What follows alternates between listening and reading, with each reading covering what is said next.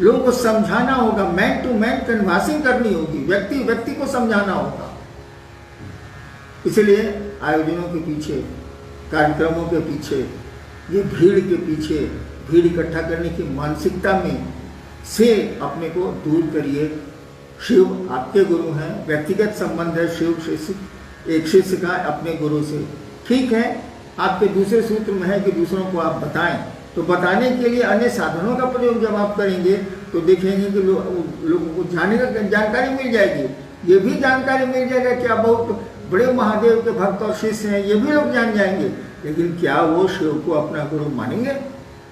मैंने देखा नहीं मानते हैं वो लोग।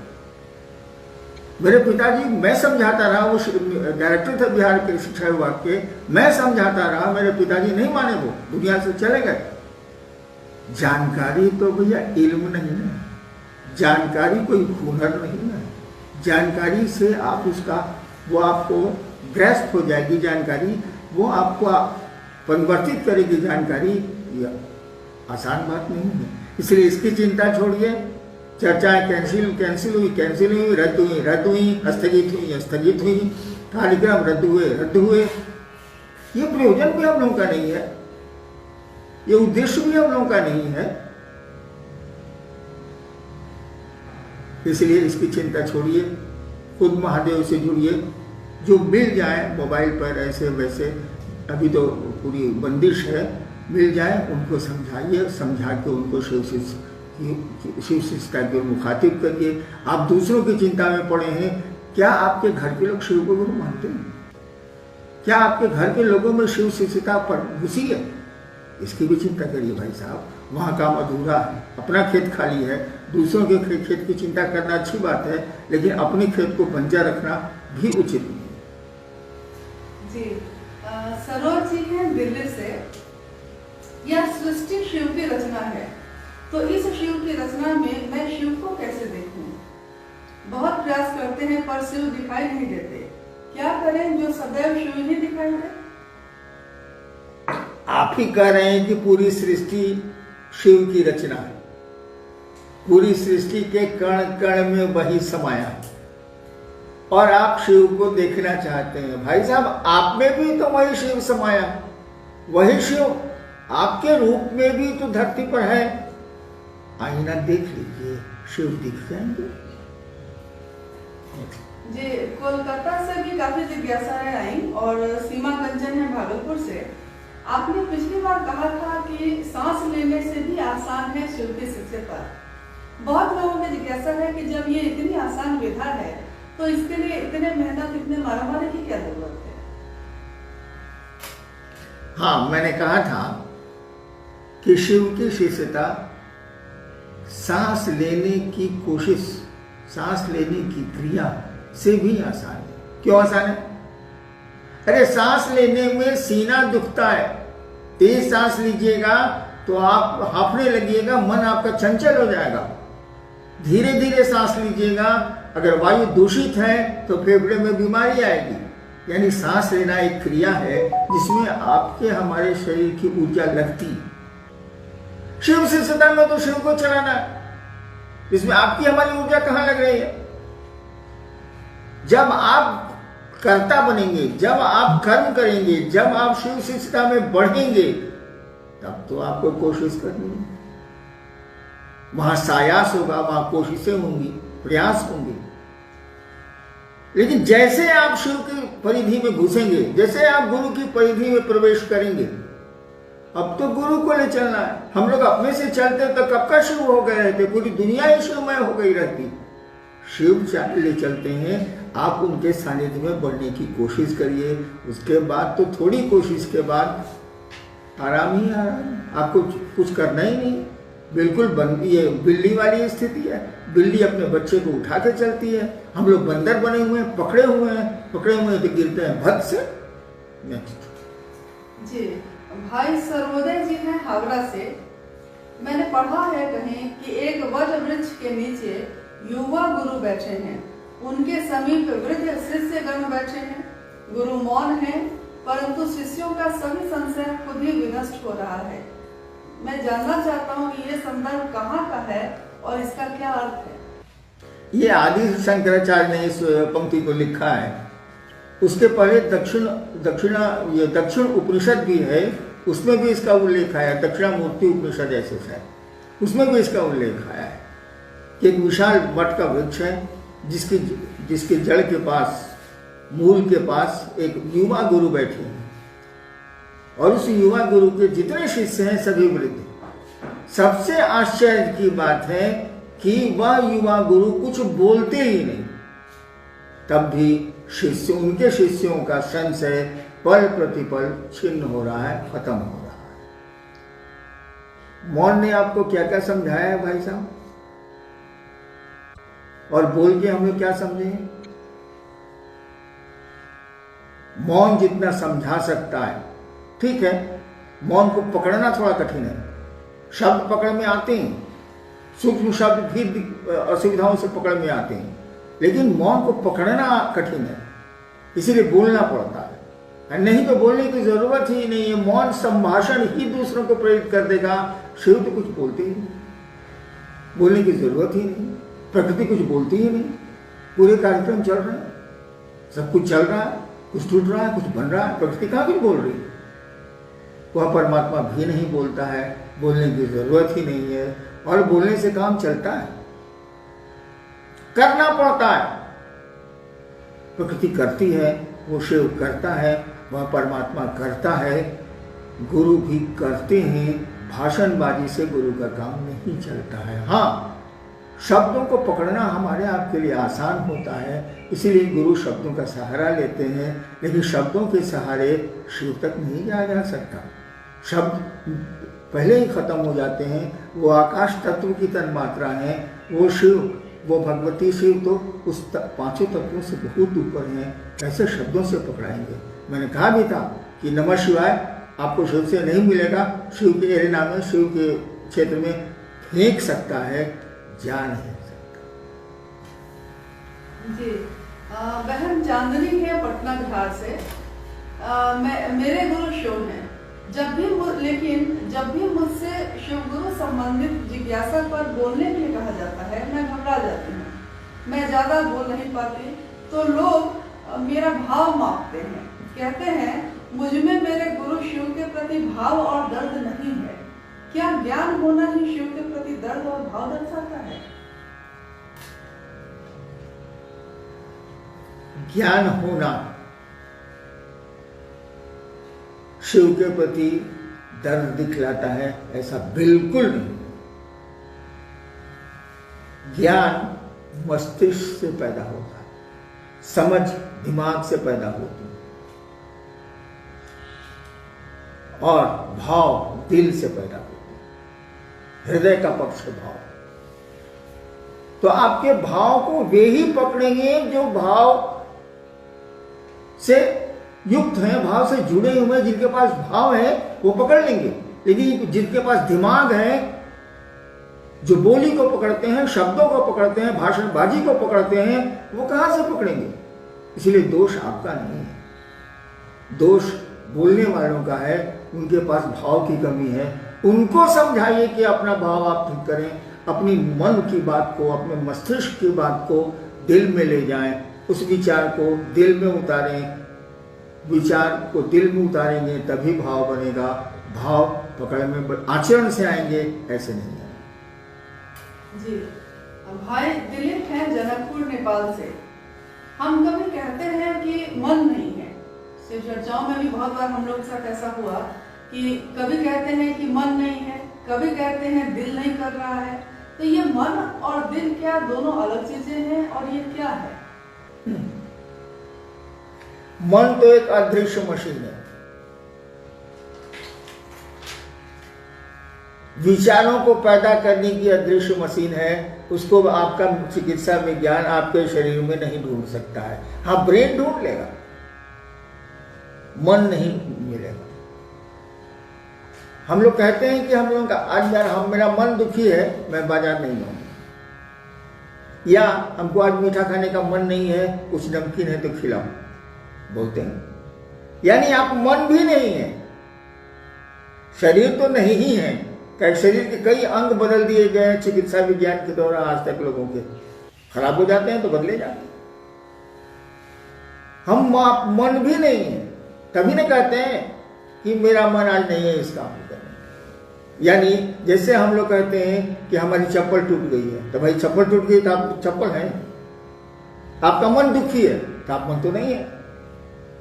मेरे घर की दीवार खराब हो गई, अब दीवार है, घर की दीवार है, आपके घर की दीवार, वैसे आप बोलते हैं मेरा मन आज दुखी है, तो आप मन नहीं। आप हैं कौन, हम हैं कौन, इसी का उत्तर ढूंढ लीजिए। उस शिव, वो शिव मिल जाएगा, वो ईश्वर मिल जाएगा। ईश्वर को ढूंढने की जरूरत नहीं है, अपने आप को ढूंढ लीजिए कि आप और हम कौन हैं। कठिन है, अपने में अपनी तलाश करना कठिन है, इसलिए शिव के पास जाइए, वो गुरु भी हैं, उनको अपना गुरु मानिए, शिष्य भाव दीजिए, ड्रामा बंद कीजिए, शिष्य भाव दीजिए, तभी सही स्थिति का पता चलेगा। तभी आपको पता चलेगा कि आप हैं कौन। कुछ नहीं है, हम आप मात्र उसी शिव के एक रूप हैं जो जगत में तमाशा कर रहा है, तमाशा करवा रहा है। जी जी, बहन दुर्गावती हैं कोलकाता से। गुरु की जब गुरु शब्द का जब जिक्र होता है तो लोग उदाहरण में बोलते हैं कि ये तन विष की बेलरी, गुरु अमृत की खान, शीश दिए जो गुरु मिले तो भी सस्ता जान। इसका अर्थ क्या हुआ? हम स्कूल के मास्टरों में हो बात। यानी ये जो शरीर में आत्मा आई है, वो प्राण आया है, ऊर्जा आई है, तो यहां तो भोग है, दुख है, सुखानुभूति भी है, दुख भी है, परेशानियां भी हैं, बंदिशें भी हैं। तो कहा जा रहा है कि ये जो शरीर है या तन, ये जो मानव शरीर है, वो तो भाई दुख की लता है, बेलरी है। गुरु अमृत की खान, गुरु के पास जब आप जाएंगे, गुरु से आप जुड़ेंगे, तो वो अमृत आपके जीवन को परिमार्जित करेगा, शुद्ध करेगा, और व्यक्ति फिर इस जन्म मरण के बंधन से मुक्त होगा। जी, भाई आशीष जी हैं पूर्णिया से।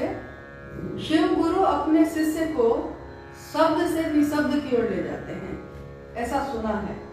तो क्या कहीं ऐसा तो नहीं कि समय के अंतराल में शिव शिष्यता का दूसरा सूत्र, शिव गुरु की चर्चा का चलन कम हो जाएगा? ऐसा नहीं ही कम होगा। कम होगा तब जब आदमी बात करना छोड़ देगा। घरों में बात करना, बाहर बात करना, पत्नी से बात करना, बच्चों से बात करना, जब ये बंद होने लगेगा तभी शिव चर्चाएं बंद होंगी, क्योंकि चर्चा भी गप है। मत अंतर गप और चर्चा में यही है कि गप निरुद्देश्य होते हैं और चर्चा एक उद्देश्य के लिए होती है कि सामने वाला शिव की ओर चले, शिव को अपना गुरु माने, और यह बात हमको भी दिमाग में प्रवेश करे, मन में प्रवेश करे कि मैं शिव का शिष्य हूँ, मुझको भी शिव गुरु की ओर चलना चाहिए, शिव गुरु के आश्रम में पढ़ना चाहिए। ये कभी बंद नहीं होगा, चर्चाएं चलती रहेंगी, धीमी तेज चलेंगी। हाँ, अपनी सीमाओं में चलेंगी, जैसी परिस्थितियां होंगी, जैसी स्थितियां पैदा होंगी उसमें चलेंगी, बंद नहीं होंगी। आदमी का बोलना थोड़ा ही बंद होगा, जब बोलना ही बंद हो जाएगा तब चर्चाएं बंद हो जाएंगी, जो होगा नहीं। जी, बहन सपना है पटना सिटी बिहार से। हाँ, एक बात छूट गई, गुरु शब्द से निशब्द में ले जाते हैं। जी जी,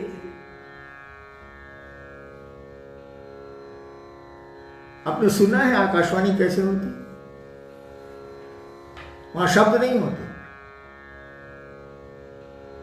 वहां विचारों का संप्रेषण मौन होता है, और जिसके लिए आकाशवाणी होती है उसके मन में पूरी की पूरी बात ठीक उस तरह प्रवेश करती है जिससे जैसे पत्थरों पर अक्षर खोद दिए जाते हैं। वहां कोई शब्द नहीं, आपके कान भी नहीं सुनते, बोलने वाला मुंह से बोलता भी नहीं है।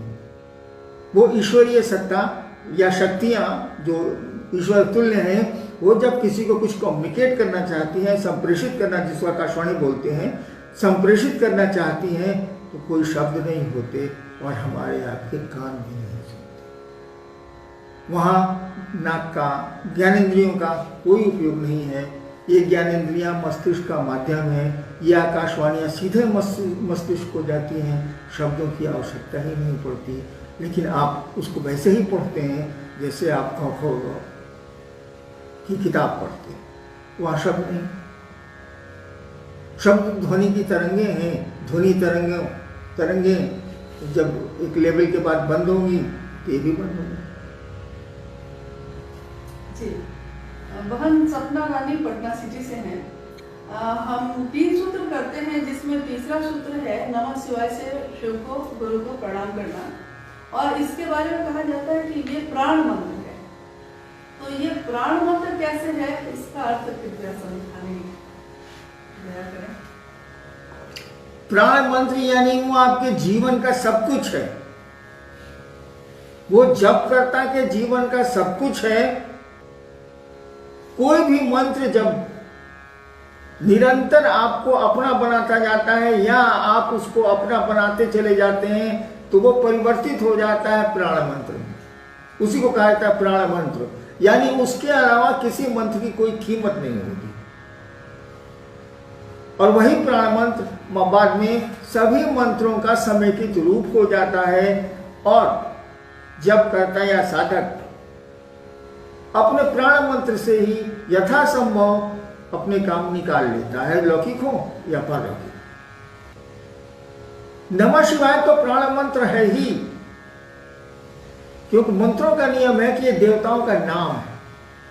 हर एक देवता का एक नाम होता है जिसको मंत्र कहते हैं। मंत्र की परिभाषा है कि हर एक देवता का ये नाम है जिसका मनन किया जाता है। उसमें शक्ति छिपी होती है। मंत्रों में चैतन्य छिपा होता है। मंत्र तो शब्द है, वर्ण है। मंत्रों में शक्ति छिपी होती है, मंत्रों में चैतन्य छिपा होता है। शब्दों में अर्थ छिपा होता है, चैतन्य छिपा होता है। आप किसी को गाली दे दीजिए, ये तो शब्द है, लेकिन इसके परिणाम बड़े बुरे होंगे। देखिए, उस मंत्र के, उस गाली के चैतन्य को वो आदमी जानता है, इसलिए लाठी लेके आपके ऊपर पड़ गया। अगर मंत्र के चैतन्य को नहीं जानता, मंत्र के अर्थ को नहीं जानता, कोई प्रभाव नहीं पड़ता।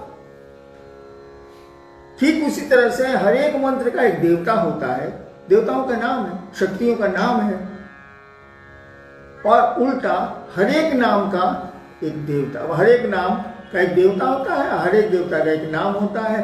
मंत्र देवताओं के नाम है, उनके बीच में, उनके स्वरूप में शक्ति छिपी होती है, चैतन्य छिपा होता है, अर्थ छिपा होता है। कोई भी मंत्र जो आपको बहुत ऊपर खींचता है, जितनी उसकी सीमा, उस देवता की सीमा, मंत्र उतनी ही दूर तक ले जा सकते हैं जितनी दूर तक उस देवता के, मंत्र के देवता की सीमा है, उसके ऊपर नहीं ले जा सकते। नमः शिवाय तो शिव का मंत्र, वो तो महेश्वर है, ईश्वर है। तो हमने कहा कि नमः शिवाय प्राण मंत्र है, ये आपको शिव तक ले जाता है। ये शिव का मंत्र है, शिव से जुड़ा हुआ है। तो शिव से जुड़ा हुआ है, यानी सबसे बड़ी सत्ता से जुड़ा हुआ है, तो मंत्र तो बड़ा होगा ही, महामंत्र होगा ही, मंत्रों का राजा होगा ही। और इसी को प्राण मंत्र भी बनाना चाहिए, क्योंकि शास्त्र बहुत पहले से कह रहे हैं कि नमः शिवाय प्राण मंत्र है। इसको अपने प्राण में समेटो, अपने प्राण के चारों ओर इसको लाओ, इसका जप करो, इसका मनन करो। मंत्र का मनन होता है, मन जिसको बार बार दोहराए, मनन होता है। जी, भाई आर.के. दुबे जी हैं सूरत, गुजरात से। इन्होंने कहा है कि एक आपके जीवन में लिखी हुई एक पुस्तक अनमिल आखर इनको प्राप्त हुई।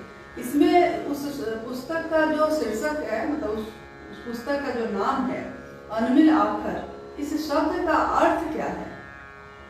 सीधा है, अनमिल जो मेल नहीं खाता है। अनमिल अवधि भाषा है, अनमिल जो मेल नहीं खाता, बिना मेल के।